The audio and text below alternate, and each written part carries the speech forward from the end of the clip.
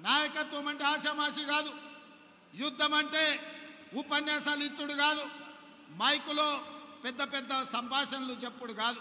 యుద్ధం అంటే ధైర్యం ఉండాలి, యుద్ధం అంటే వెన్నెముక ఉండాలి, యుద్ధం అంటే యుద్ధ తంత్రం ఉండాలి, యుద్ధ నీతి ఉండాలి, గుండెల్లో ధైర్యం ఉండాలి. గుండెల్లో ధైర్యం ఉన్న నాయకుడే యుద్ధాన్ని గెలిపిస్తాడు, యుద్ధ తంత్రాన్ని పన్నగలుగుతాడు.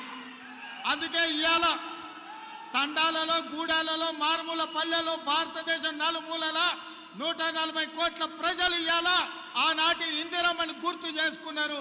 1967లో చైనా అతి తెలివితేటలు ప్రదర్శించి భారతదేశం మీద యుద్ధం ప్రకటించింది.